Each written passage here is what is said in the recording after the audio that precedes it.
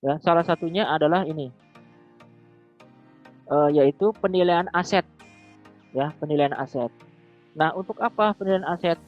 Nah, penilaian aset ini dilakukan pada saat aset tersebut, aset yang disusutkan tersebut itu telah habis, ya, telah habis dan masih bisa dipergunakan dan masih bisa dipergunakan. Ini istilahnya kalau di perusahaan itu namanya revaluasi, revaluasi aktiva.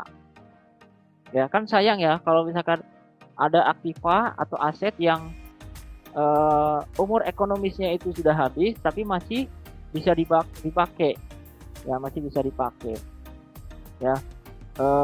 Ya contohnya seperti aktiva itu kan aktiva yang berarti aktiva yang punya penyusutan, ya, atau aktiva tetap dalam hal ini. Ya itu kan minimal itu 5 tahun ya. Contohnya misalkan di sini komputer. Komputer itu kan rata-rata itu 5 tahun. Ya rata-rata itu 5 tahun tergantung dari perusahaannya atau tergantung dari kondisi komputernya itu sendiri. Tapi rata-rata kalau baru itu sekitar 5 tahun. Tapi kalau misalkan di dalam 5 tahun tersebut masih bisa dipakai, ya masih bisa dipakai itu bisa dinilai kembali. Ya, ini yang disebut dengan penilaian aset. Ya, penilaian aset. Nah, pada saat dinilai kembali, kemudian kan nanti keluar berupa nominal, ya nilai nominal. Nilai nominalnya berapa gitu ya? Tinggal berapa? Nah, ini yang nanti akan dijadikan patokan sebagai harga perolehan atau sebagai harga penjualan. Untuk apa? Untuk dikenakan pajak gitu ya. Untuk dikenakan pajaknya. Nah, pajak untuk yang ini besarannya itu 10%. Ya, 10% dikenakan final gitu. Nah, ini ya, ini jenis-jenis dari penilaian aset. Ada dari hal jual beli. Jadi tadi aset yang sudah dinilai kembali tadi kan biasanya perusahaan tuh pengen yang kinerjanya bagus ya, misalkan mesinnya gitu ya. Misalkan dalam hal mesinnya pengen yang bagus terus gitu ya. Jadi bisa dijual lagi mesinnya atau tukar tambah gitu ya. Nah, itu pajaknya dari mana? Dari harga perolehan dan harga penjualan yang sudah dikeluarkan. Itu kalau dari penilaian asetnya itu berdasarkan harga jual dan beli. Oke, ada lagi dari pertukaran aset non moneter. Ya, aset non moneter. Jadi pertukaran antar barang atau istilahnya Anda mungkin pernah dengar barter. Ya, barter. Jadi barter apa namanya? Barter dari yang bekas ke yang baru. Pastinya kita nambah ya. Nah, sebagai harga perolehannya atau nilai perolehannya itu yaitu berdasarkan harga pasar. Ya, berdasarkan harga pasar. Karena kan kalau barter itu kan berarti kita tidak mendapatkan uang ya, tidak mendapatkan uang. Nah, cuman di sini dari hasil pertukaran aset non moneter itu juga dikenakan pajak dari mana? Dari harga pasar aset tersebut gitu. Ya, ini berdasarkan aset pertukaran aset non moneter. Kemudian dari pengalihan aset dalam rangka likuidasi, penggabungan, peleburan, pemekaran, pemecahan, dan pengambil alihan usaha. Itu ada yang dari harga pasar, ya, ada yang dari harga pasar, ada juga yang dari selisih antara harga pasar dengan nilai sisa buku. Ya, nilai sisa buku. Nah, Anda mungkin pernah dengar ya, bukan dengar, dipelajari ya. Anda pernah mempelajari berkaitan dengan materi penyusutan atau depresiasi ya di dasar akuntansi 1. Apakah sudah belajar penyusutan di dasar akuntansi 1? Di dasar Sudah, akuntansi Kak. 1. Sudah ya. Karena penyusutan ini berlaku untuk semua jenis perusahaan. Ya, berlaku untuk semua jenis perusahaan, baik itu perusahaan jasa, perusahaan dagang maupun perusahaan manufaktur. Nah, biasanya kalau yang semester 1 itu perusahaan jasa karena aktivitasnya itu kan sedikit ya. Kemudian yang kedua itu biasanya dagang. Nah, nanti yang manufaktur itu nanti dipelajari di di semester 3 nanti pada saat kita belajar akuntansi biaya. Ya, akuntansi biaya. Nih, ini untuk yang manajemen dan akuntansi nanti dapat mata kuliah itu, akuntansi biaya. Nah, itu untuk akuntansi manufaktur biasanya lebih detailnya lagi itu di akuntansi biaya dan akuntansi manajemen nanti di semester 3 dan 4 ya nanti ya. Itu ya. Jadi dari harga pasar atau dari selisih harga pasar dengan nilai sisa buku. Karena kan biasanya kan kalau likuidasi itu kan biasanya kita nggak harapkan gitu ya, nggak kita harapkan. Terus penggabungan peleburan itu kan nggak kita harapkan. Cuman kan ini biasanya kalau yang melakukan ini biasanya pemerintah. Misalkan contohnya bank ya, contohnya bank. Pemerintah tahu kalau misalkan kondisi perusahaan tersebut itu perlu dilikuidasi atau digabungkan, itu pemerintah itu tahu. Jadi makanya perlu likuidasi dan penggabungan. Nah, pada saat tersebut ya, pastinya ada aset-aset yang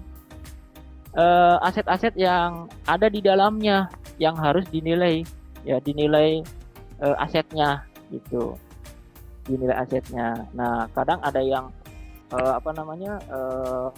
masa ekonomisnya belum selesai gitu ya, bahkan ada yang masih baru. Nah, ini ya dari sini berarti nanti dari harga pasar atau dari selisih antara harga pasar dan nilai sisa buku ya. Jadi nilai sisa buku itu adalah nilai ekonomis ya, sisa nilai ekonomis dari aset tersebut ya, dari aset tersebut gitu. Nah, ini perhitungannya itu bisa pakai perhitungan yang garis lurus maupun yang saldo menurun ya untuk perhitungan penyusutan ini. Nah, ini kalau pengalihan aset dalam rangka likuidasi, penggabungan dan lain-lain. Nah, kemudian selanjutnya tentang hal al-hibah, bantuan dan sumbangan. Nah, ini juga dari nilai sisa buku hampir sama dengan yang tadi ya. Hampir sama dengan yang tadi. Tuh, ini juga sama ya, hampir sama. Nah, ada juga yang dari harga pasar juga gitu ya. Tuh, nah kalau dari pengganti saham ini juga dari nilai pasar. Jadi sebagian besar itu memang patokannya adalah nilai pasar ya, nilai pasar. Yaitu nilai pasar dari mana? Kalau ini berarti nilai pasar dari saham gitu ya, tergantung dari asetnya, dari pengganti aset tersebut. Nah, itu merupakan penilaian aset ya, penilaian aset. Nah, ini nanti sangat berpengaruh ke ke pelaporan pajak nanti ya, ke pelaporan pajak. Karena kan tadi ya, penilaian aset itu nanti berpengaruh terhadap pasal-pasal yang berupa final tadi ya, yang 10% itu gitu. Oke, selanjutnya adalah kalau tadi penilaian aset, sekarang ada penilaian persediaan. Ya, penilaian persediaan. Jadi penilaian persediaan ini juga ada di pajak ya, di perhitungan pajak. Nah, Anda mungkin sudah pernah mendengar ya, di penilaian persediaan itu yang disebut dengan metode average dan metode FIFO. Anda pernah dengar istilah itu? Sebenarnya ini ada di mata kuliah akuntansi dasar, nggak tahu ya, nggak tahu dasar 1, nggak tahu dasar 2 nih. Tapi biasanya untuk penilaian persediaan ini untuk perusahaan dagang dan perusahaan manufaktur. Jadi untuk yang semester 1 kayaknya belum deh. Baru semester 2 kayaknya sekarang lagi dipelajari ya. Ya, seperti itu ya.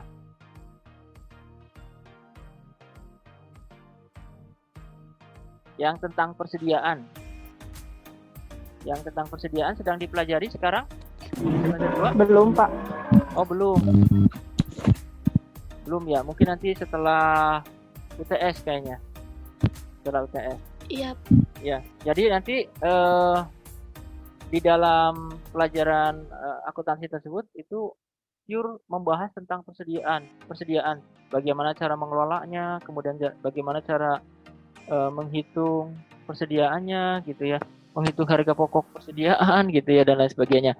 Nah, kalau di pajak ini berkaitan dengan pengelolaan persediaannya, yaitu pengelolaan berdasarkan metode, yaitu metode yang dipakai adalah metode rata-rata atau average tadi ya, dan metode masuk pertama keluar pertama atau yang disebutnya adalah FIFO, first in first out.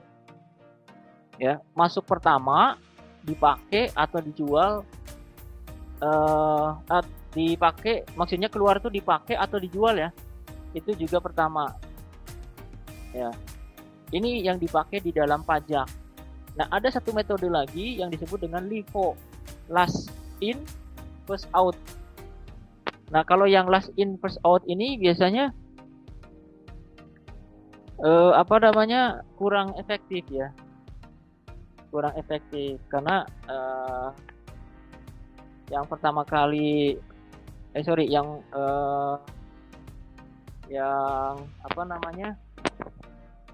yang pertama kali masuk itu yang dipakai gitu ya, yang pertama kali atau yang di akhir masuk itu dipakai. Nah, ini tidak efektif karena kan nanti yang masuk pertamanya itu jadi nggak kepake gitu ya. Itu untuk yang metode LIFO, makanya pajak tidak menggunakan metode LIFO, jadi hanya menggunakan metode rata-rata dan metode FIFO gitu, first in first out. Oke, kita langsung saja ke sini ya, ke perhitungannya. Nah, ini contoh perhitungan dari penghitungan persediaan. Nah, ini ada suatu soal transaksinya itu ada 5 ya, soal kasus ya. Ini transaksinya ada 5, yaitu yang pertama itu persediaan awal 100 satuan, kemudian persatuannya itu harganya Rp9. Kemudian yang kedua pembelian 100 satuan, persatuannya itu adalah Rp12. Kemudian pembelian 100 satuan, ini untuk yang transaksi berikutnya, itu persatuannya itu adalah Rp11,25. Kemudian transaksi nomor 4 itu terjadi transaksi yang disebut dengan transaksi penjualan maupun transaksi pemakaian. Nah, pada saat apa ini penjualan dan pemakaian? Nah, kalau yang penjualan itu berarti pada saat di perusahaan dagang. Kan biasanya kalau perusahaan dagang itu kan tidak ada proses produksi ya, tidak ada proses produksi. Jadi beli ya itu dalam keadaan sudah jadi, langsung dijual ke konsumen gitu. Dan untungnya itu berarti dari jasa menjualnya tersebut, biasanya seperti itu. Beda dengan perusahaan manufaktur yang ini yang dipakai dalam hal ini yang kegiatannya itu dipakai. Jadi bahan baku itu ya, ini berarti contohnya bahan baku ya. Jadi bahan baku itu kan tidak langsung dijual ya pada saat perusahaan sudah membeli, tapi harus diolah dulu. Ya, harus diproses dulu dengan mesin supaya bahan bakunya menjadi bahan jadi. Contohnya misalkan perusahaan tekstil misalkan ya. Itu kan berarti dari kain ke baju gitu. Ya, baru yang dijualnya itu adalah baju tersebut gitu. Itu yang dipakai. Jadi ada proses produksi. Nah, ini sebesar 100 satuan. Kemudian yang kelimanya adalah sama ya, 100 satuan juga. Nah, bagaimana cara menghitung penghitungan harga pokok persediaannya? Harga pokok persediaan dan nilai persediaan berdasarkan metode rata-rata atau average. Nah, di sini karena ini ranahnya adalah ranah akuntansi, jadi ada ranah akuntansi juga, ada ranahnya ranah manajemen. Nah, kalau yang akuntansi itu berarti berhubungan dengan uang. Ya, dengan sejumlah uang. Nah, berarti dalam hal ini di dalam penilaian atau perhitungan harga pokok persediaan itu nanti ya yang kita masukkan itu adalah berupa saldo ini ya, saldo persediaannya. Nah, ini kita harus harus dihitung ya, harus dikelola benar-benar. Nah, di sini karena pada saat pengelolaan persediaan itu banyak persepsi dari masing-masing perusahaan gitu ya. Ada yang pakai rata-rata, ada yang pakai apa namanya, apa satu lagi, lupa. FIFO ya, pakai FIFO. Ada juga yang pakai itu. Jadi makanya pajak itu menggunakan dua metode tersebut gitu. Nah, bagaimana cara penghitungannya? Nah, cara penghitungannya itu seperti ini. Jadi ini dibagi 4 kolom ya. Kolom pertama nomor, kolom kedua itu didapat atau diperoleh, dipakai atau dijual, kemudian saldo. Nah, baris pertama itu transaksi pertama ya. Baris pertama itu transaksi pertama, yaitu persediaan awal 100 satuan. Ini ya, 100 satuan. Nah, 100 satuan, persatuannya itu 9, jadi Rp900. Nah, ini saldo awalnya. Ini ya, ini yang dicatat di dalam akuntansi itu ini. Kemudian selanjutnya adalah transaksi nomor 2, yaitu berhubungan dengan transaksi pembelian. Jadi pada saat transaksi kedua dan ketiga itu ada transaksi pembelian, yaitu membeli 100 satuan. Persatuannya itu harganya berbeda-beda, harga belinya itu berbeda-beda. Pada saat transaksi nomor 2 itu harganya Rp12. Pada saat transaksi yang ketiga itu harganya adalah Rp11,25. Tuh, nah, kalau diuangkan di sini jumlah pembeliannya untuk yang transaksi nomor 2 itu 1.200 dan yang transaksi nomor 3 itu 1.125. Ini harga belinya ya. Kemudian setelah itu pastinya persediaannya jadi bertambah ya, persediaannya jadi bertambah. Apa namanya? Yang transaksi nomor 2 ini saldonya jadi bertambah, yaitu sebesar 200 unit ya, atau 200 satuan karena 100 ditambah 100. Nah, kemudian ini yang membedakan. Jadi pada saat memakai metode rata-rata atau average itu adalah harga belinya. Harga belinya, yaitu harga belinya itu di rata-rata. Ya, dirata-ratakan. Karena berbeda kan? Ya, karena berbeda, karena kemungkinannya besar sekali ya perbedaan itu, karena masing-masing supplier gitu kan berbeda gitu ya. Kemudian setelah itu dari tingkat inflasi juga itu juga pengaruh. Makanya di sini harga belinya pun berbeda. Nah, ini kalau yang saldo awal itu Rp9. Nah, kalau yang transaksi pembelian itu Rp12. Beda berapa? Rp3 ya, Rp3. Ini hanya contoh saja ya. Nah, bagaimana cara menentukan harga persatuan di saldo persediaan menurut average? Itu caranya adalah dengan membagi dua antara harga beli di persediaan awal ditambah dengan harga beli di transaksi pembelian yang kedua. Ini Rp9 ditambah dengan 12, jadi kan 11 ya. Nah, 11 dibagi 2 sehingga menghasilkan harga belinya itu adalah persatuannya adalah 10,5. Ya, Rp10,5. Sehingga untuk saldo persediaan transaksi yang kedua itu adalah 200 dikali dengan 10,5. Hasilnya adalah 2.100 gitu. Itu cara penghitungannya seperti itu. Jadi yang membedakan di sini adalah rata-rata ya. Jadi ini dirata-ratakan. Harga beli pada saat saldo awal ditambah dengan harga beli di saat transaksi yang berikutnya gitu. Ya, demikian juga yang transaksi nomor 3 ya. Ini juga sama. Nah, kalau ini dengan mana? Nah, kalau ini dengan yang transaksi sebelumnya, yaitu yang transaksi nomor 2 ini. Jadi 10,5 ditambah 11,25. Jadi totalnya adalah 21 ya. 21,75. Nah, kalau dibagi 2 ini.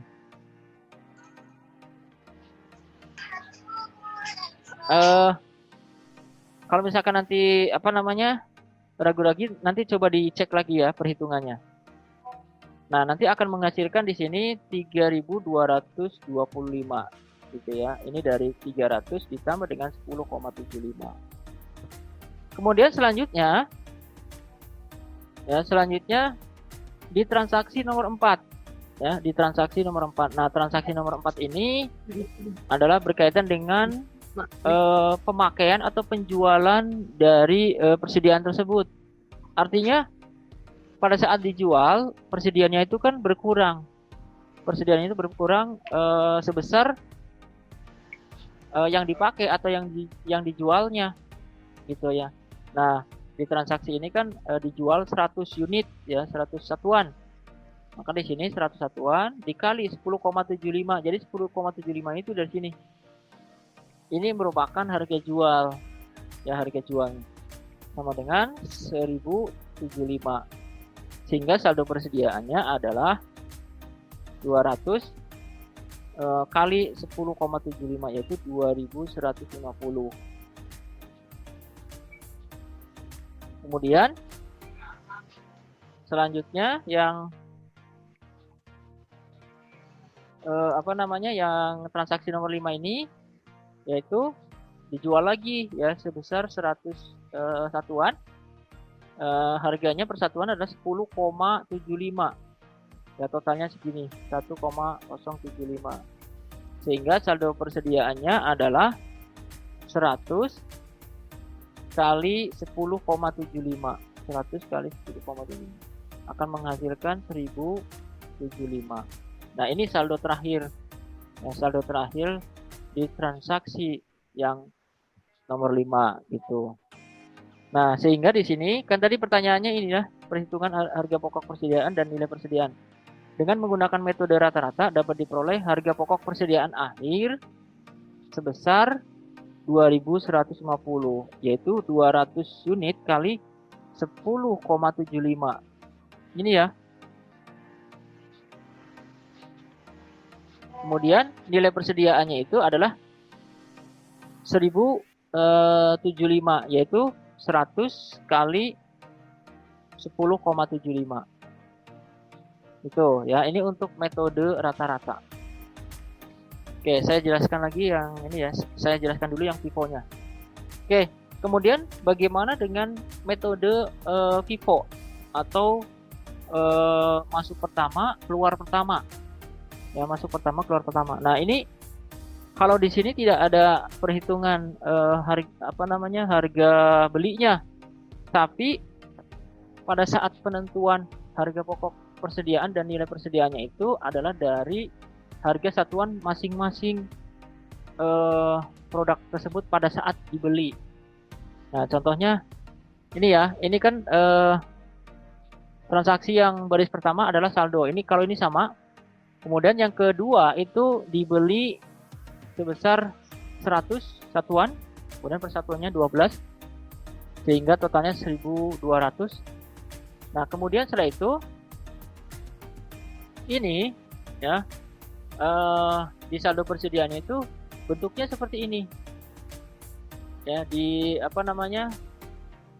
diurutkan ya dari yang paling awal sampai yang terakhir gitu ya, berdasarkan tanggal pastinya ya, berdasarkan tanggal. Nah, nanti yang diambil pertama itu yang paling awal, yaitu yang tanggal yang yang Rp9 ini pada saat dijual atau dipakai. Ya, nih ya, kita ambil contoh ini. Pada saat dipakai atau dijual itu sebesar 100 satuan, harga satuannya itu Rp9, sehingga totalnya adalah 900. Itu. Nah, dengan demikian saldo persediaannya itu tinggal yang 100 yang harga belinya 12 dan 100 yang harga belinya adalah 11,25. Jadi saldo persediaannya itu sesuai dengan sesuai dengan nilai yang ada pada saat dibeli ya.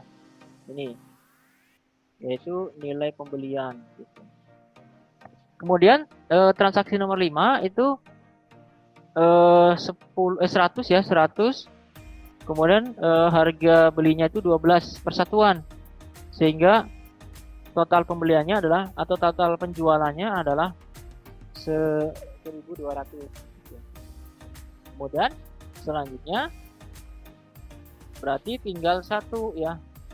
Tinggal satu, yaitu yang 11,25 yang 100 satuan. Sehingga hasilnya adalah 1.125. Dengan menggunakan metode MPKP dapat diperoleh harga pokok persediaan sebesar 210, yaitu 900 ditambah dengan 1.200 ini. Kemudian selanjutnya adalah nilai persediaan sebesar 1.125 itu dari sini. Ya, 100 dikali dengan 11,25. Nah, itu kalau metode FIFO. Nah, ini mungkin gambaran ya, gambaran tentang FIFO. Nah, nanti lebih detailnya lagi itu di mata kuliah akuntansi. Baik, ini mau bertanya atau langsung dulu dijelaskan? Langsung dulu aja ya. Iya. Ya, langsung dulu aja ya. Langsung aja. Pembahasan berikutnya itu berkaitan dengan penyusutan. Ya, penyusutan dan amortisasi. Nah, ini sudah mulai kita kelihatan ilmu-ilmu akuntansinya ya. Mulai kelihatan ilmu-ilmu akuntansinya. Karena pada saat di awal itu kan saya jelaskan mata kuliah pajak itu harus yang sudah mengambil mata kuliah dasar akuntansi 1 gitu. Karena memang ini berhubungan erat dengan akuntansi gitu ya, perhitungan akuntansi ataupun istilah-istilah akuntansi. Tadi yang dari dari penilaian aset ya, kemudian penilaian persediaan. Nah, sekarang ada penyusutan dan amortisasi. Nah, ini juga Anda sudah pelajari ya yang penyusutan dan amortisasi. Karena ini ada di semua jenis perusahaan, jasa, dagang maupun manufaktur. Oke. Jadi, penyusutan wajib pajak diperkenankan melakukan penyusutan mulai pada bulan aset tersebut digunakan untuk mendapatkan.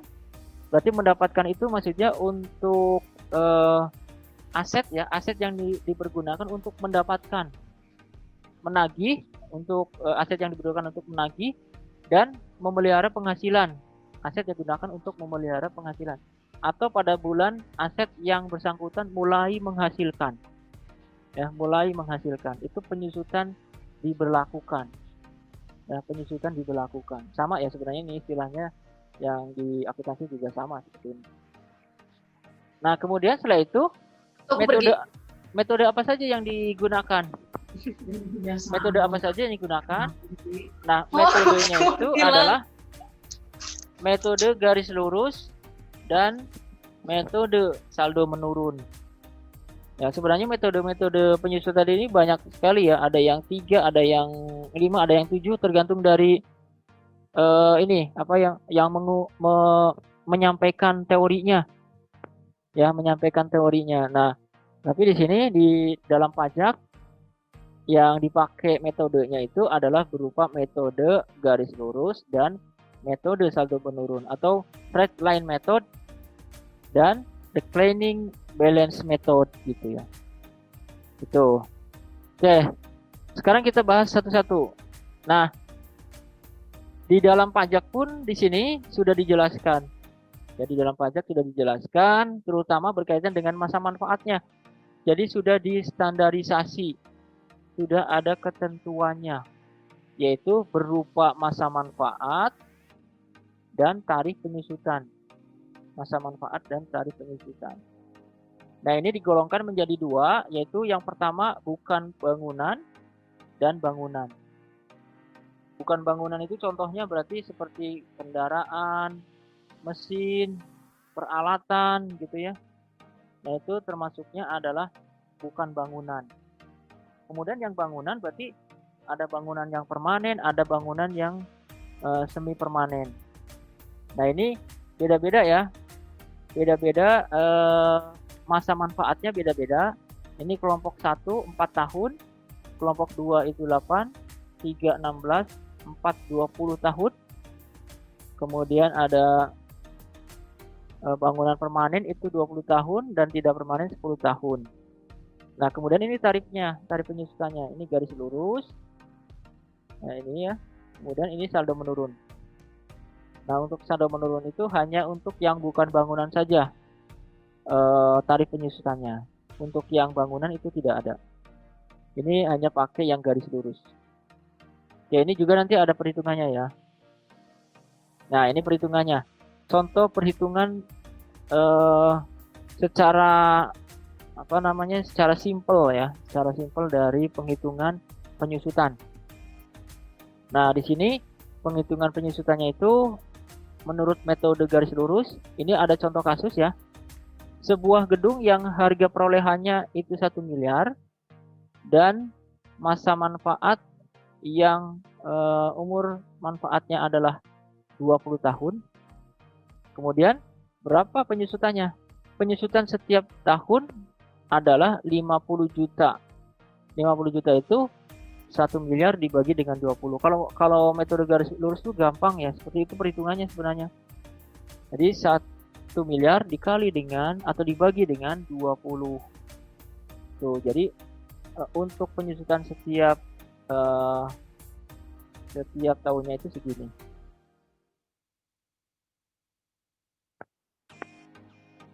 Oke, selanjutnya adalah berarti ini untuk gedung ya, metode garis lurus untuk gedung. Nah, ini kan ini. Kalau misalkan pakai tarif juga sama ya, perhitungannya sama. Pakai tarif sama. Nah, kemudian setelah itu metode saldo menurun. Ya, metode saldo menurun. Ini untuk aset yang bernama mesin. Ya, mesin. Mesin ini dibeli dan ditempatkan pada tahun 2009 dengan harga perolehannya itu adalah 150 juta dan masa manfaatnya itu 4 tahun.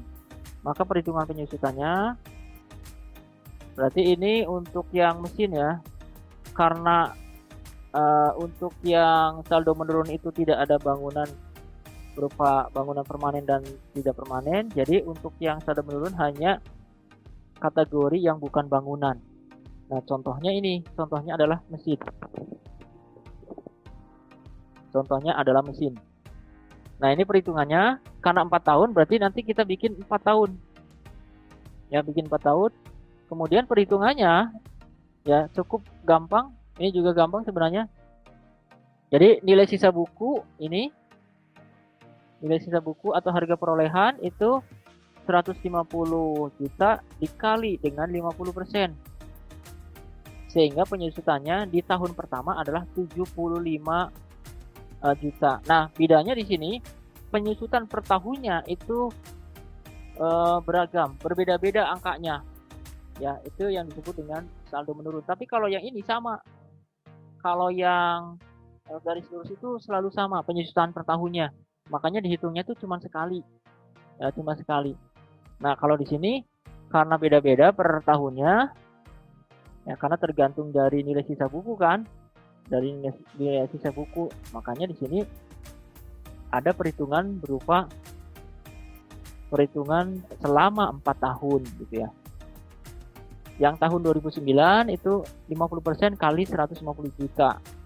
Penyusutannya adalah 75 juta untuk tahun 2009. Sehingga nilai sisa bukunya adalah 150 juta dikurangi 75 juta. Itu hasilnya adalah 75 juta. Kemudian tahun 2010 sama 50% lagi kan. Nah, 50% kali dengan 75 ya 75 juta sehingga penyusutannya adalah 37.500. Sampai terakhir ya tahun 2012 baru disekaligus,kan ya. Baru disekaligus,kan karena ini sudah sudah ketentuan dari pajak, kalau misalkan masih sisa banyak ya harus dihabiskan. Harus 0 angkanya di sini. Nah, pada saat kita memakai penyusutan untuk menghitung aset itu, kan bisa saja pada saat masa manfaatnya itu sudah habis, bisa saja aset tersebut masih bisa dipakai. Makanya perlu adanya tadi penilaian aset tadi, yaitu revaluasi tadi, untuk dinilai lagi ya. Kemudian berapa harganya gitu, harga perolehannya itu berapa. Seperti itu ya.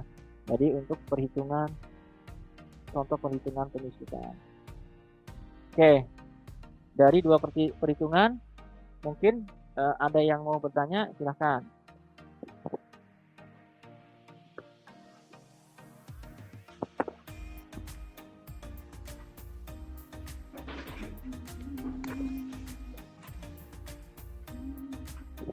Atau udah jelas ya?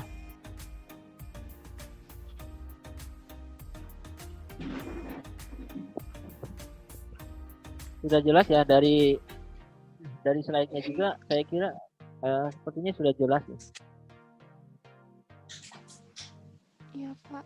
Bapak, saya mau bertanya Pak, izin Ya bertanya. silakan. Dengan siapa ini?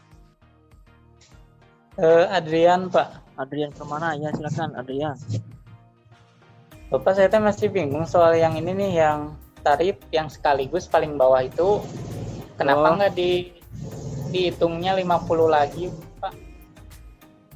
Iya, jadi untuk yang terutama saldo menurun ya, yang saldo menurun itu kan 4 tahun itu harus habis, di perhitungannya itu harus 0 gitu, di perhitungannya itu harus 0, jadi diskaliguskan ya, maksudnya disamakan dengan nilai sisa buku di tahun sebelumnya untuk penyusutannya, untuk penyusutan di tahun 2012. Kalau misalkan nanti dihitung lagi 50%, nanti ada sisanya lagi. Jadi diskaliguskan karena di sini masa manfaatnya adalah 4 tahun gitu. Jadi harus 4 tahun.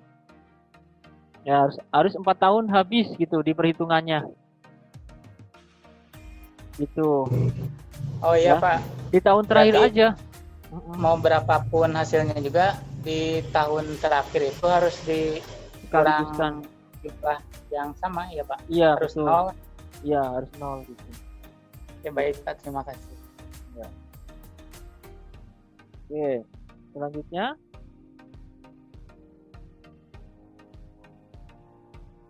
Bapak, saya mau nanya. Ya, silakan.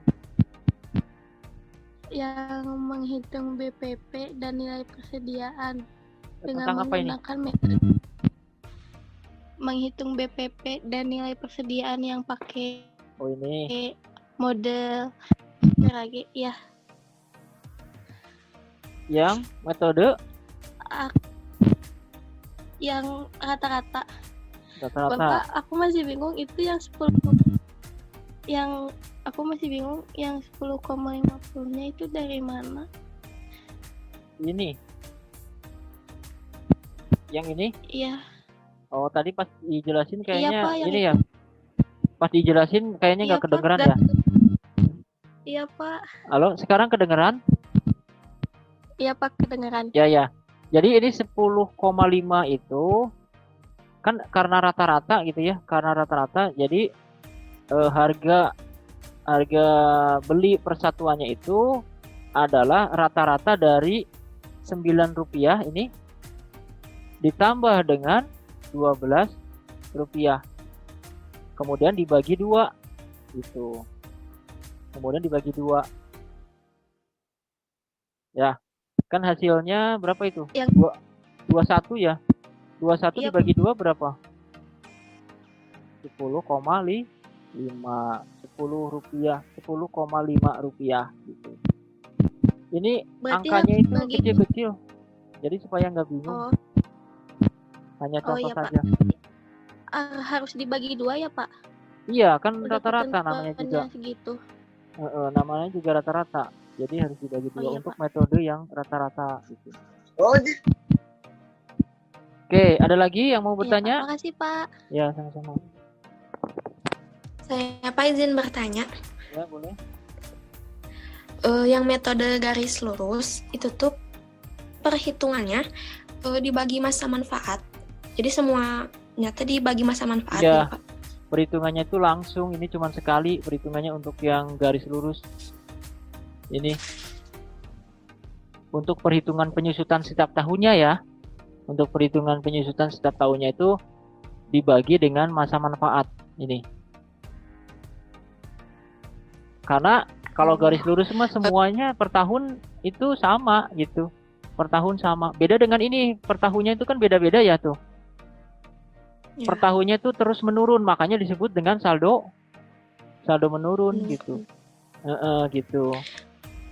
Kalau untuk metode saldo menurun, tarif dari soalnya itu tuh emang 50% semua, Pak.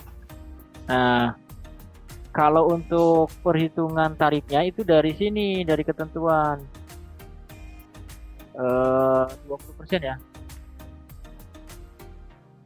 Sorry, berapa persen tadi? 50%. 50. Nah, ini kan tadi mesin. Nah, ini tarifnya. Nah, tadi kenapa masuk ke sini? Masuk ke kelompok 1 karena tadi masa manfaat kan segini. Masa manfaatnya itu 4 tahun. Ini. Ya. Jadi kayak gitu cara mengambil tarifnya. Cara menentukan tarifnya itu kalau misalkan tidak ada penjelasan tentang kelompok, ya berarti dilihatnya itu dari masa manfaat ya. Dilihatnya itu dari masa manfaat. Itu tadi kan 4 tahun tuh. Ini nih ya. Nih. 4 tahun. Ya, mesin 4 tahun. Nah, berarti kita lihat di sini. Nah, ini berarti 4 tahun karena metodenya saldo menurun, berarti ini pakainya tarifnya. Makanya perhitungannya itu semua 50%, kecuali yang tahun terakhir. Oh, berarti setiap tahun terakhir mah disekaligusin gitu, Pak? Iya, disekaligus-kan. Oh, ya. Makasih, Gitu. Pak. Iya. Oke, ada lagi yang lainnya? Izin bertanya, Pak. Ya, boleh. Maaf melenceng, Pak. Cuman kan tadi ada yang bertanya kalau kuis yang di GC itu yang minggu kemarin udah diisi, berarti tinggal tandai sudah selesai aja, Pak. Jadi nggak isi lagi atau gimana? Yang kuis iya. baru yang muncul di GC.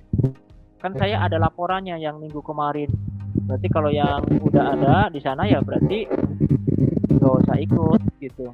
Yang minggu kemarin ikut berarti nggak usah ngerjain aja udah. Jadi cuman tandai sudah selesai gitu aja, Pak. Oh, nggak usah, biarin aja. Nggak usah. Aja. Gitu. Sama ini, Pak, dari perhitungan dan ini, Pak, kalau bedanya metode garis lurus sama saldo menurun itu gimana, Pak? Kurang paham. Bedanya? Jadi persenannya gitu dari metode garis lurus sama metode saldo menurun tuh persenannya kayak tarifnya. gimana itu? Ini tarifnya kan dari sini tadi itu, ini tarifnya. Yang ini membedakan tuh, Pak. Apa? Membedakannya dari dilihat dari tahun atau gimana gitu, Pak? Membedakannya benar dari masa manfaat. Masa manfaat. Masa manfaat. Dari masa manfaat utamanya itu dari masa manfaat dan jenis dari asetnya. Dari jenis asetnya. Nah, kalau jenis asetnya itu bukan bangunan, berarti lihatnya yang kelompok pertama ini. Lihatnya kelompok yang pertama. Tapi kalau jenisnya itu adalah bangunan, berarti melihat tarifnya di kelompok yang kedua. Cuman nggak ada saldo menurunnya gitu, Pak? Nggak ada ya. Kalau ini dari sananya ya, bukan saya yang bikin ini. Ini dari pemerintah. Ini Ya, kalau Pak. yang apa namanya, yang bangunan itu tidak ada saldo menurun karena terlalu Ya, Pak. banyak ini 20 tahun 20 tahun saldo menurun. Baik, Pak, terima kasih, Pak. Ya. Oke, cukup. Oke, nanti mungkin kalau ada pertanyaan lagi di akhir ya. Ini materinya kita lanjutkan lagi. Nah, di samping tadi penyusutan atau depresiasi, ada juga amortisasi. Ya, amortisasi juga sama ya, sama dengan yang penyusutan. Cara menghitungnya itu sama. Nah, bedanya kalau amortisasi itu adalah penyusutan untuk aktiva tidak berwujud. Ya, aktiva tidak berwujud. Kalau tadi yang aktiva berwujud, kalau ini tak berwujud. Ini. Ya, tidak ada wujudnya. Aset yang tidak berwujud. Contohnya apa? Contohnya berarti seperti surat perizinan. Itu kan setiap tahun diperpanjang gitu ya. Itu setiap tahunnya ada ininya, ada amortisasinya. Surat izin, kemudian surat pendirian, ya, dan lain sebagainya yang berkaitan dengan aset yang tak berwujud. Oke, selanjutnya, nah ini nanti tinggal dibaca saja. Oke, yang tidak kalah menarik atau yang tidak kalah penting di dalam pembahasan tentang pajak, yaitu tentang tarif, yaitu tarif pajak ya, tarif pajak. Kalau tadi bukan tarif pajak tadi, tapi tarif penyusutan ya tadi ya.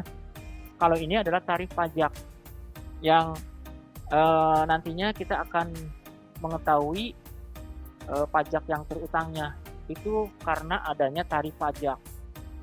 Ya, karena ini pembelakuannya beda tergantung dari jenis-jenis pajaknya. Nah, di sini yang kita bahas di sini ada dua tarif pajak, yaitu yang pertama adalah tarif PPh 21 wajib pajak orang pribadi.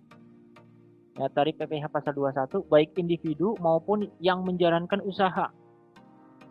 Ya, individu itu maksudnya karyawan ya. Maksudnya karyawan. Nah, yang menjalankan usaha itu berarti wajib pajak orang pribadi yang menjalankan usaha. Itu memakai tarifnya adalah tarif ini. Tarif progresif namanya.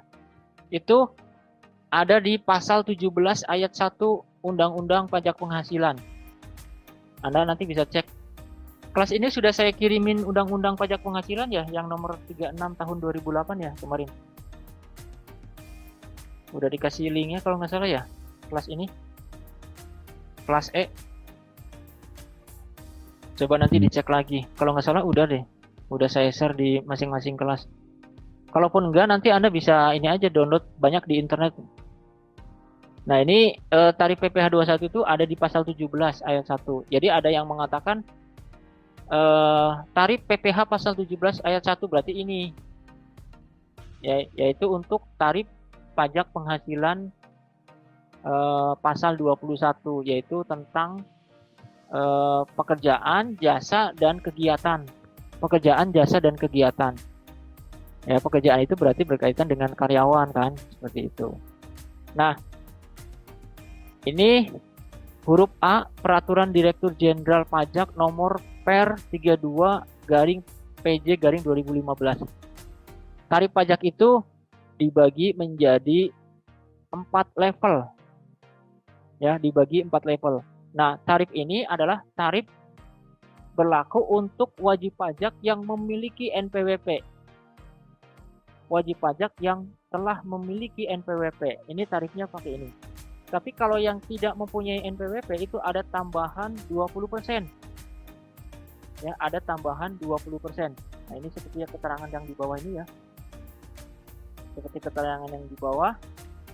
Untuk wajib pajak yang tidak memiliki NPWP dikenai tarif PPh 21 sebesar 20% lebih tinggi dari mereka yang memiliki NPWP. Jadi ada tambahan 20%-nya untuk yang tidak memiliki NPWP. Nah, levelnya apa saja? Level tarifnya itu apa saja? Ada di level 1 itu WP dengan penghasilan tahunan sampai dengan 50 juta per tahun adalah 5%. WP dengan penghasilan tahunan di atas 50 sampai 250 juta 15%. WP dengan penghasilan tahunan di atas 250 juta sampai dengan 500 juta itu 25%. Dan WP dengan penghasilan tahunan di atas 500 juta itu 30%. Nah, bagaimana kalau misalkan ini diberlakukan untuk karyawan? Sedangkan karyawan itu kan penghasilannya per bulan. Jadi nanti penghasilannya itu disetahunkan terlebih dahulu. ya penghasilannya itu disetahunkan terlebih dahulu, kemudian tunjangan-tunjangannya juga disetahunkan terlebih dahulu, dan biaya-biayanya juga disetahunkan terlebih dahulu. Ya, disetahunkan. Baru nanti setelah diketahui PPh terutang setahun, baru dibagi 12 gitu ya. Baru dibagi 12. Itu pada saat menghitung PPh pasal 21 untuk pekerjaan, untuk karyawan. Ya, untuk karyawan. Itu nanti ya setelah UTS ya pembahasannya. Nah, ini tarifnya ya. Ini tarifnya. Nanti ada contoh soalnya. Jadi kalau yang penghasilan tahunannya itu sampai 50 juta itu 5%, 50 sampai 250 itu 15%, 250 sampai 500 25%, dan di atas 500 itu 30%. Yang tidak memiliki NPWP itu ada tambahan 20%. Ini untuk yang tarif PPh 21 wajib pajak orang pribadi, baik individu maupun yang menjalankan usaha. Oke, selanjutnya adalah tarif untuk wajib pajak dalam negeri, ya, wajib pajak badan dalam negeri. Nah, ini ada 3 tarif, ada 3 penggolongan tarif. Ya, ini yang pertama 1, yang kedua ini nomor 2, kemudian yang ketiga nomor 3. Nah, ini kalau tadi tarif progresif itu berdasarkan penghasilan per tahun, nah kalau ini berdasarkan pendapatan bruto. Ya, pendapatan bruto. Pendapatan bruto itu dari penjualan ya. Dari penjualan dari barang dagangan yang dijual oleh perusahaan ya. Nah, apabila pendapatan brutonya itu sampai 4,8 M per tahun, dikenai tarif pasal 4 ayat 2 dengan perhitungan pajak yaitu 1% dikalikan dengan seluruh pendapatan bruto dari hasil usaha perseroan. Berarti langsung dari sini ya, dari pendapatan brutonya. Ini berdasarkan PP pasal 46 tahun 2013. Ya. Tapi di tahun 2018 kemarin itu ada perubahan ya. Ini ya. Adapun pokok-pokok perubahan PP 46 2013 menjadi PP nomor 23 2018. Itu yang tadinya tarif finalnya itu 1% itu menjadi 0,5%. 0,5%. Jadi ini tergantung dari kondisi ya, situasi dan kondisi penduduk atau negara kita. Penduduk atau negara kita gitu ya. Kayak sekarang ini kan masanya adalah masanya pandemi COVID ya. Itu ada pengaruhnya ke pajak, yaitu pajak PPNBM. Nah, PPNBM itu 0%. Ya, sekarang itu 0% gitu untuk yang PPNBM. Ya, pajak penjualan barang mewah. Itu tergantung. Ya, tergantung. Ada juga mungkin pajak daerah yang PBB ya. Tahun 2020 kemarin itu gratis. Nah, itu tergantung dari situasi dan kondisi, biasanya seperti itu gitu. Jadi nanti kita ngikutin. Ya, kita ngikutin. Biasanya kayak gitu kalau pajak itu. Nah, kemudian ini berarti 0,5 ya. Yang dipakai sekarang berarti yang 0,5 bukan yang 1% lagi. Nah, kalau yang kedua, wajib pajak dapat memilih untuk tarif 0,5 atau menggunakan skema normal yang mengacu pada pasal 17 Undang-Undang Nomor 36 Tahun 2008 tentang pajak penghasilan. Ya, tarif normal. Ada juga yang seperti itu. Oke, balik lagi ke yang tarif wajib pajak badan dalam negeri. Kemudian selanjutnya untuk yang nomor 2. Nah, yang nomor 2 itu kalau pendapatan brutonya itu lebih besar daripada atau dari 50 miliar per tahun. Itu tarif pajaknya itu dikenakan 25%. Dikalikan dengan laba bersih sebelum pajak. Ya, kalau ini mah laba bersih sebelum pajak ya, laba bersih sebelum pajak. Kalau tadi dari pendapatan bruto tadi. Laba bersih sebelum pajak itu penghasilan kena pajak ya, PKP sama aja. Oke, selanjutnya adalah badan usaha yang memiliki pendapatan bruto lebih besar dari 4,8 dan kurang dari 50 M per tahun. Nah, berarti ini rentang ya, 4,8 sampai dengan kurang dari 50 M. Itu dikenakan dua tarif. Dikenakan dua tarif. Tarif yang pertama ya, tarif yang pertama itu sebesar 12,5%. Ya, ini untuk pajak penghasilan yang mendapatkan fasilitas. Jadi dua tarif itu adalah pajak penghasilan yang mendapatkan fasilitas sebesar 12,5% atau 50% kali 25%. Jadi ada fasilitas berupa pengurangan pajak sebesar 50% tadi. Jadi hanya 12,5%. Yang tadinya 25% tadi.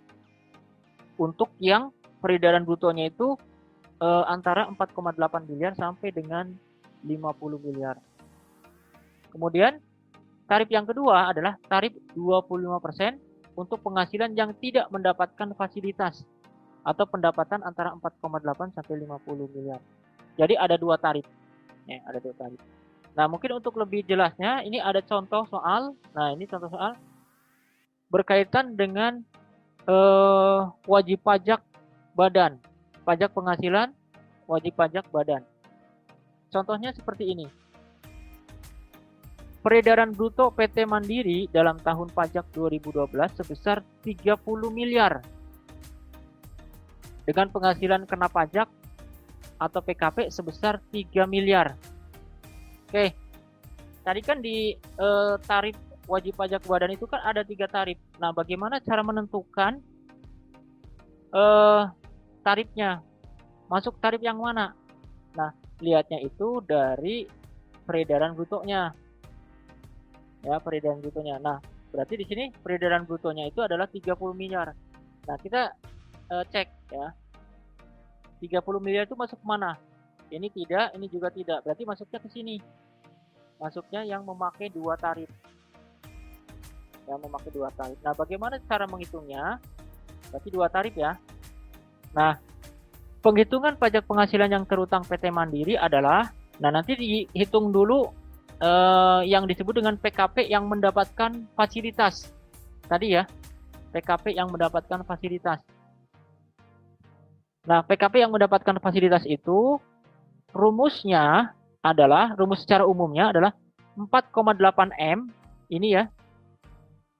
Jadi ini konstanta berapapun peredaran brutonya, atau maksudnya berapapun perhitungan peredaran brutonya, asal dia masuk ke dalam dua tarif tadi, itu perhitungannya 4,8 karena ini dari sananya dibagi dengan 30 miliar.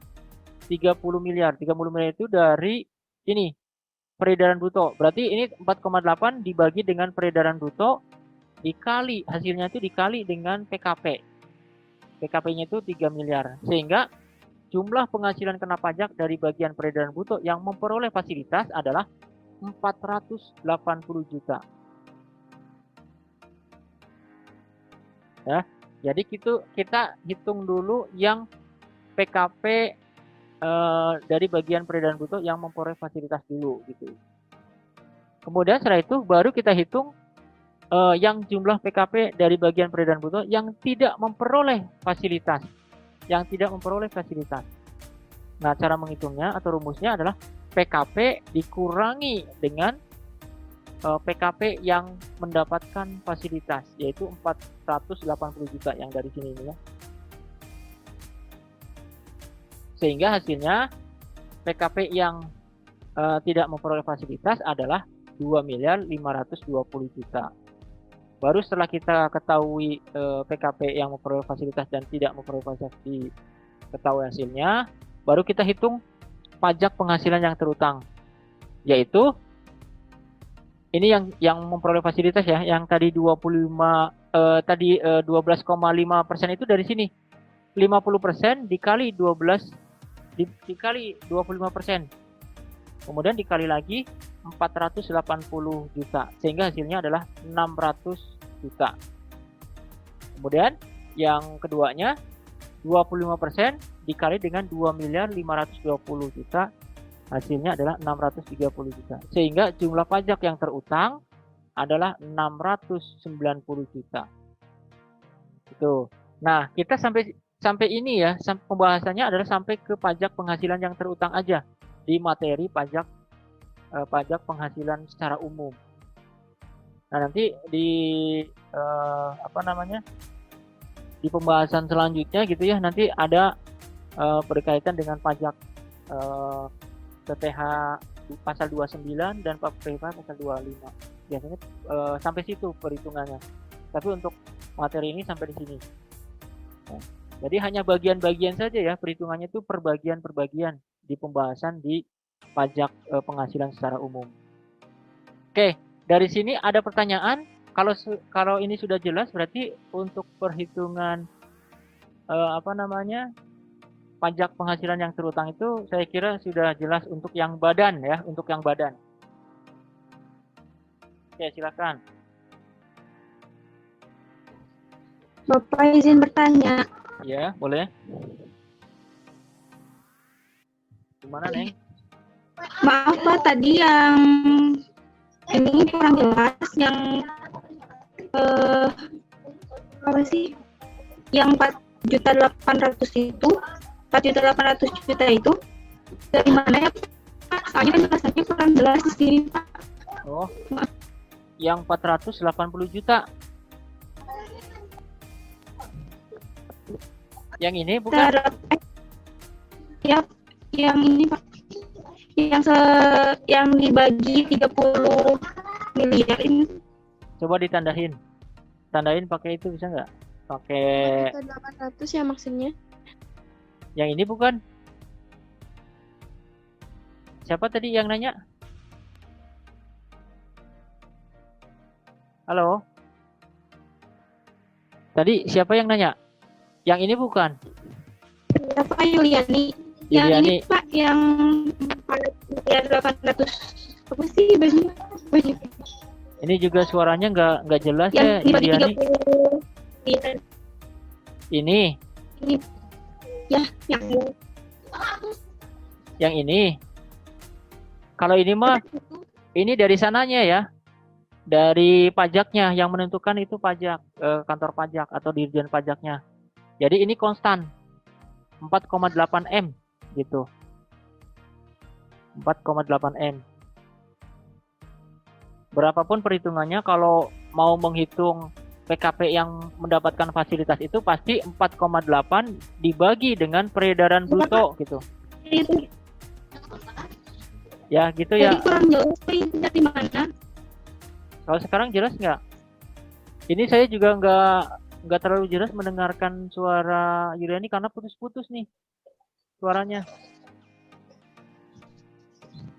Ya, kalian yang di sini putus-putus ya mendengar suara Yuliani ya? Putus-putus ya? Iya Pak. Kalau di saya putus-putus. Iya Pak. Oh ya. Kalau ini tuh ini dari sana, dari dari kantor pajaknya yang menentukan. Jadi berapapun ya. Halo. Ya ada suara ininya prepet-prepetnya gitu. Kemungkinan mic-nya nih kayaknya. Mic-nya bermasalah. Jadi rada kurang jelas Yuliani. Kalau yang ini berarti ini saya jelaskan semuanya ya. Saya jelaskan lagi nih secara keseluruhan untuk yang PKP yang memperoleh fasilitas. Jadi yang 4,8 ini ditentukan oleh Dirjen Pajak. Jadi berapapun perhitungan yang berkaitan dengan PKP yang memperoleh fasilitas pasti 4,8 dibagi dengan peredaran bruto. Kemudian dikali dengan PKP. Ya, itu rumus umumnya. Bisa Anda catat kalau misalkan Anda ini ya. Misalkan Anda lupa ya, sering lupa, Anda catat aja di buku Jadi untuk menghitung PKP dari peredaran bruto yang memperoleh fasilitas ini adalah rumus umumnya 4,8 dibagi peredaran bruto dikali dengan PKP gitu.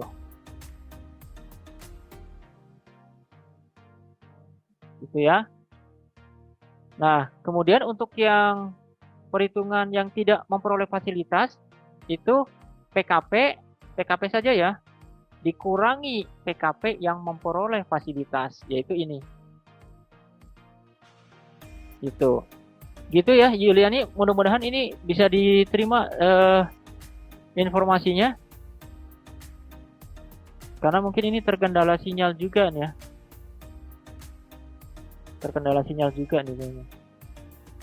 Mudah-mudahan nanti ini bisa diupload semua ke YouTube gitu ya. Jadi nanti pada saat ujian bisa lihat, mungkin bisa lihat videonya mungkin ya. Gitu ya. Ada lagi yang mau bertanya berkaitan dengan perhitungan ini? Ini berarti Pak, merupakan kisi-kisi ya, kisi-kisi dari ujian. Ya, gimana? Saya izin bertanya, Ya, tapi yang perhitungan tadi persediaan menggunakan metode rata-rata. Kan tadi itu yang rata-rata tuh 10,50 tuh dari 12 ditambah 9 dibagi 2. Nah, tapi untuk yang 10,75 itu rata-ratanya dari mana ya, Pak? Saya tadi udah nyoba 11,25 ditambah 10,50 dibagi 2 hasilnya itu enggak 10,75. Tapi berapa? 10,875. Oh, 10,8 75. 875 berarti 8, Ya. ini ya 8,8 ya 8. Ya. 8,8 segitu hasilnya. Iya, Pak. Berarti ini saya salah hitung berarti. Saya salah hitung. Tapi Coba kalau 11,25 ditambah apa namanya 9. 11,25 ditambah 9 bagi 2 coba. Ini lagi pegang kalkulator? ya, Pak. 11,25. 11,5 ditambah 11,25. Nanti mungkin saya cek lagi mungkin ya. Ini takutnya ada salah perhitungan. Takutnya ada salah perhitungan. Apa hasil ya, terutama hasilnya, atau mungkin salah ketik sayanya. Atau dicek, 10. boleh dicek di buku. buku, di bukunya. Iya, tapi Pak di buku juga sama 10,75. Oh iya. Nah, ini hasilnya 10,125. Ini berarti ada kesalahan di bukunya, berarti harusnya 10,8,8 berarti ini harusnya. Iya, Pak. Ya, terima kasih ya sudah dikoreksi. Ini selisih sedikit sih ya. Selisihnya 0,1 ya berarti ya. 0,13 berarti selisihnya. Oke, jadi penghitungannya itu harusnya ini 10,5 ditambah ini dibagi 2 gitu harusnya. Gitu. Berarti ini harusnya hasilnya 10,88 ya tadi ya. 10,88. Begitu. Iya, Pak. Ya gitu harusnya. Nah, berarti ini koreksi ya, berarti ke bawahnya. Bener ya ngitungnya ya? Iya, tadi saya udah coba 10,875. Berkali-kali. Oh ya, Ya, yang Pak. lagi kita nanti cross check lagi ya, di cross check lagi. Karena memang ini kan dari buku itu, dari buku apa pajak, dari buku pajak yang yang Salemba 4. Ini kan dikasih PowerPoint-nya. Jadi belum sempat ngecek satu-satu ya, ngecek satu-satu. Ya nanti diperbaiki ya ininya, nilainya perbaiki. Berarti semuanya itu 10,88 semuanya. Beda sedikit. Ya terima kasih sudah dikoreksi. Nah, itu Pak untuk yang ditambah jadi 200 terus yang 300 itu tuh dari sananya emang harus gitu, Pak. Mana? Ini kan bertambah. Kan pada saat Iya, beli itu pada saat beli itu kan Jadi persediaannya tambah ya? jadi nambah. Oh iya, berarti yang ini juga 200 berarti dikurang Nah, kalau yang 200 itu berkurang yang karena kita. persediaannya itu dijual, diambil kan, Oh, dijual atau dipakai. Jadi oh iya berkurang. Pak. Kalau ini mah bener. Karena kalau yang itu kan koma-koma ya, jadi sedikit bingung biasanya kalau yang koma-koma gitu. Apalagi ini satuan ya, bukan ribuan atau ratusan ribu. Biasanya suka bingung kalau satuan tuh. Ya, ada lagi yang mau ditanyakan? Iya, Ini sudah berarti? terima kasih Pak. Ya, sama-sama. Nah, kalau ini mah sudah benar ya. Kalau ini mah udah benar ya. Karena ini mah tidak ada penambahan, jadi saya kira udah benar, sudah sesuai. Takutnya ada yang salah tulis. Baik, selanjutnya sekarang udah jam berapa nih? Ini Ya, masih ada 11. satu kasus lagi. Oh, setengah 12 ya, masih ada waktu. Masih ada kasus lagi, yaitu berkaitan dengan tadi yang contoh soal untuk yang apa, wajib pajak orang pribadi belum ya.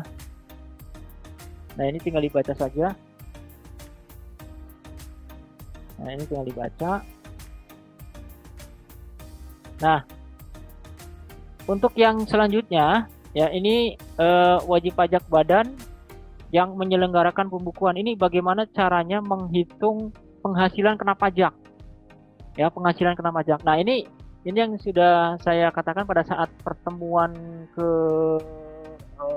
pertemuan sebelumnya kalau nggak salah ya. Itu ada di sana secara teori ya, menjelaskan tentang perhitungan PKP. Ya, PKP, penghasilan kena pajak. Nah, ini rinciannya seperti ini perhitungannya.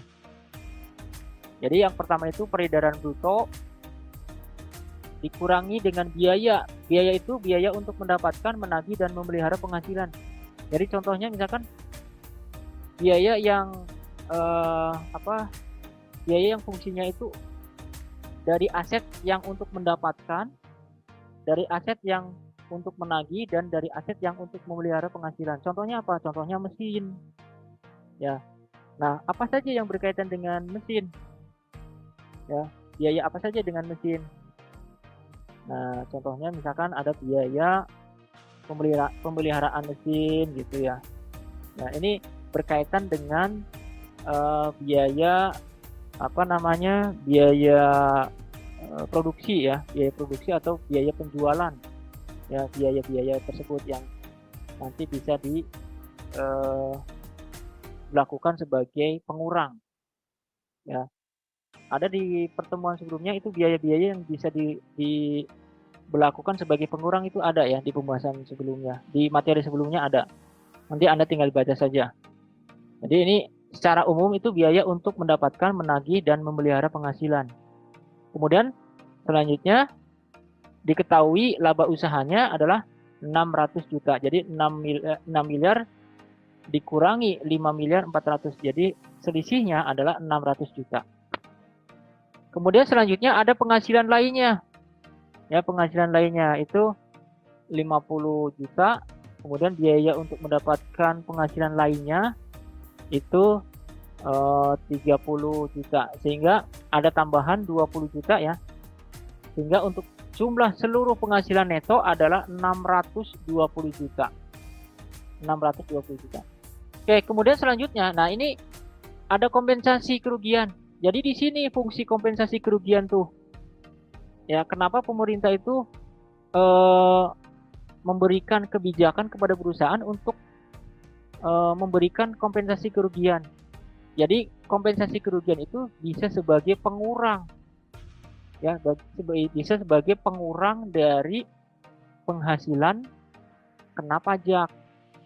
Ya, otomatis kalau penghasilan, kalau ada kompensasi kerugian itu kan berarti PKP-nya itu bisa berkurang kan, lumayan ya, ini 10 juta. Nah, jadi PKP-nya itu adalah 610 juta.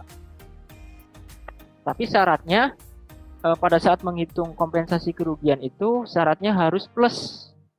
Ya, syaratnya itu harus plus, bukan minus lagi. Kayak yang kemarin yang contoh penghitungan kompensasi itu kalau misalkan masih minus ya tidak bisa dibuat untuk kompensasi, ya. Tidak bisa dibuat untuk pengurang dari penghitungan penghasilan kena pajak. Itu ya.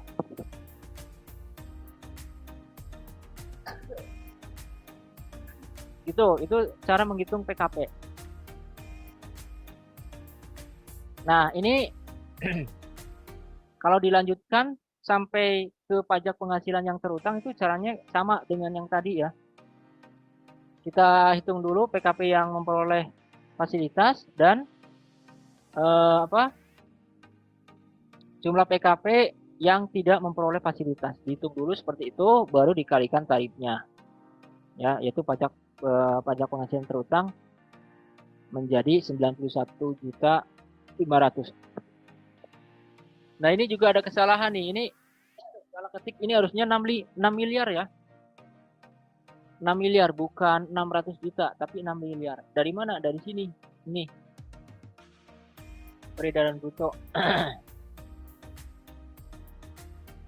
Nah, 610 itu dari mana? Berarti dari ini PKP.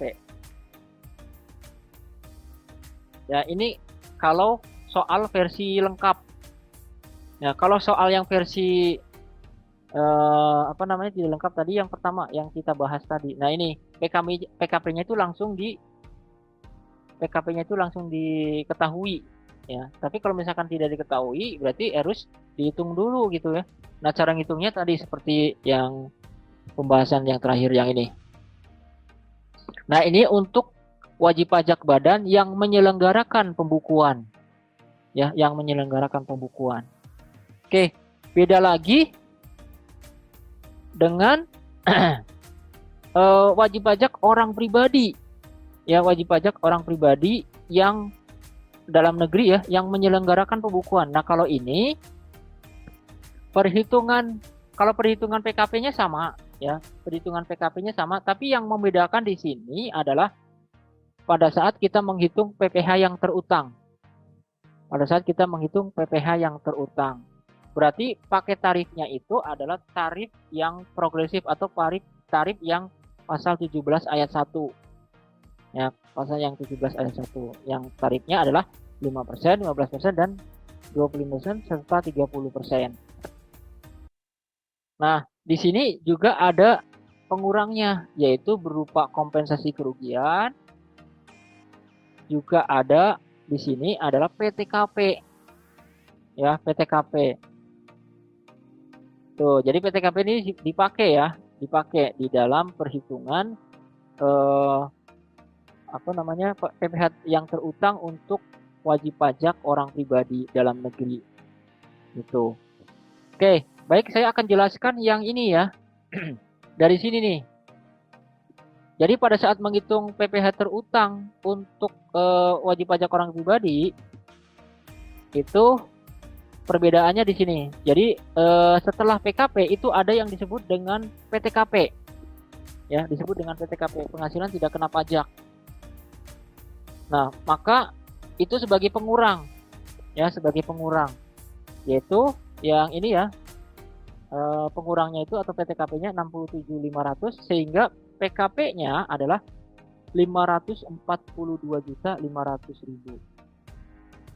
542.500.000. Ini nanti yang akan dijadikan patokan nilai untuk menghitung PPh yang terutang. Nah, ciri-cirinya kalau misalkan PKP-nya lebih dari 500 itu pasti level tarifnya itu dipakai semua. Ya, ciri-cirinya. Jadi ciri-cirinya itu kalau penghasilan kena pajaknya itu lebih dari 500 itu pasti dipakai semua level tarif pajaknya. Tapi kalau di bawah 500 juta itu bisa sampai sini aja ini level 25% atau bahkan 15% atau bahkan 5% saja gitu. Nah, bagaimana cara menghitungnya? Jadi ini PKP-nya segini ya. Nah, bagaimana cara menghitungnya? Berarti menghitungnya pakai tarif progresif. Nah, tadi kan ada 5%. Nah, 5% itu dikalikan 50. 50 itu dari mana? 50 itu dari ketentuan yang tadi ya, pasal 17 tadi.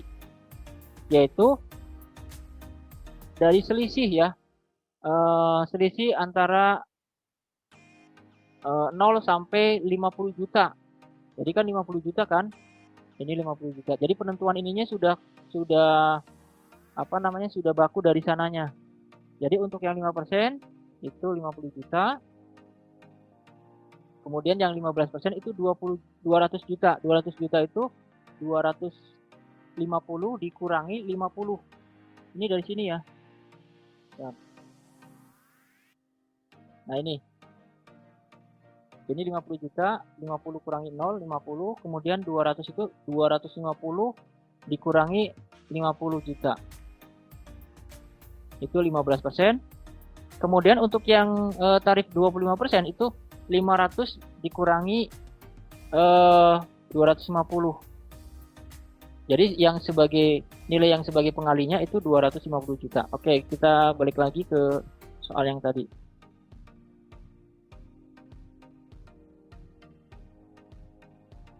Nah, ini ya 50, 200, 250 juta. Oke, semua ini sampai sini, ini hasilnya dari hasil perhitungan. Kemudian selanjutnya pada saat level tarif yang terakhir itu sisanya, semua sisa yang ada di PKP.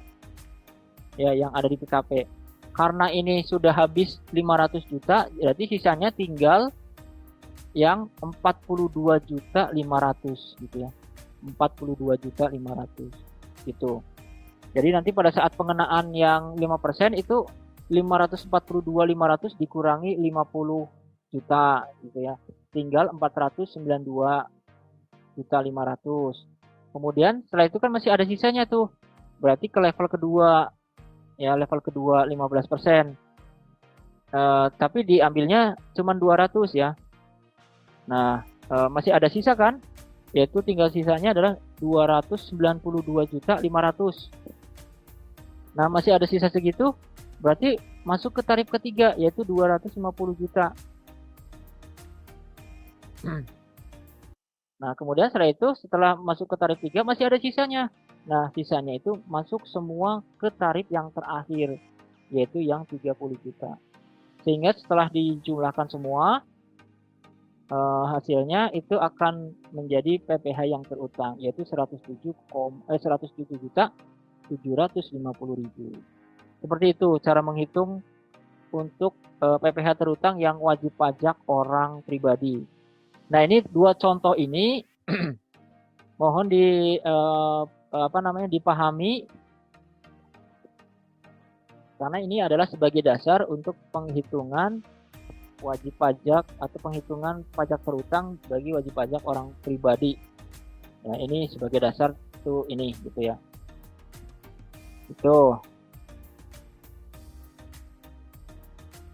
Bentar. Nah, kemudian selanjutnya adalah untuk penghitungan PPh terutang bagi yang melakukan untuk wajib pajak orang pribadi yang menggunakan norma perhitungan penghasilan neto. Nah, waktu itu kan saya sudah jelaskan yang memakai norma itu adalah dengan menggunakan persentase. Ini misalnya persentasenya 20% gitu ya. Kadang ada yang 10%, ada yang 20%, ada yang 15%, tergantung dari jenis perusahaannya ya. Karena di sini adalah contoh umum, jadi di sini diasumsikan itu 20%. Nah, caranya yaitu 20% ini adalah untuk menentukan berapa penghasilan neto ya, berapa jumlah seluruh penghasilan netonya itu dengan menggunakan 20% ini, dengan menggunakan norma. Nah, kalau yang perhitungan PKP yang melakukan pembukuan itu kan ada biaya gitu ya, ada pendapatan lainnya. Kalau ini mah enggak langsung. Jadi contohnya misalkan ini peredaran brutonya 4 miliar. Kemudian penghasilan netonya itu adalah 20% kali dengan 4 miliar sehingga menghasilkan 800. Ini tidak dijumlahkan ya. Ini tidak dijumlahkan. Ini hanya sebagai informasi. Yang dijumlahkan adalah yang di bawahnya kalau ada penghasilan neto lainnya. Ya, ada penghasilan neto lainnya. Yaitu misalkan di sini ada 5 juta. Sehingga 800 ditambah 5 juta, totalnya menjadi 805 juta. Kemudian ya seperti biasa ya. Seperti biasa untuk ke bawahnya itu ada PTKP. Kemudian setelah itu ada PKP ya, dan perhitungan PPh yang terutang. Gitu ya, itu perhitungan untuk wajib pajak orang pribadi. Nah, untuk yang wajib pajak bentuk usaha tetap itu sama aja dengan yang badan. Ya sama saja dengan yang badan, tapi yang membedakan itu adalah istilahnya. Istilah-istilahnya gitu ya. Itu sedikit berbeda. Gitu mungkin ya untuk pembahasan tentang pajak penghasilan secara umum di pertemuan kali ini. Baik, mungkin sudah selesai untuk materinya. Kalau misalkan ada yang mau ditanyakan, boleh silahkan. Boleh bertanya apa saja berkaitan dengan pajak ya. Boleh dari pertemuan pertama sampai pertemuan terakhir. Oh ya, saya jelaskan dulu kisi-kisinya ya.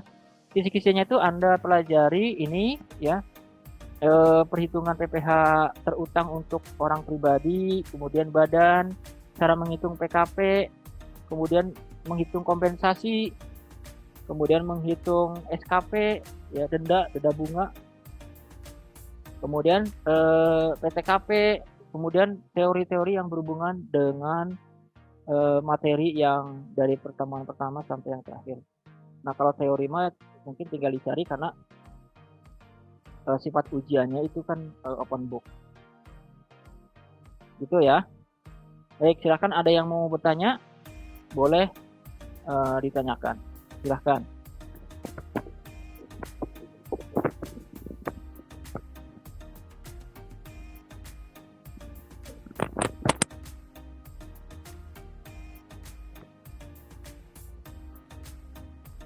Apakah sudah jelas atau bingung?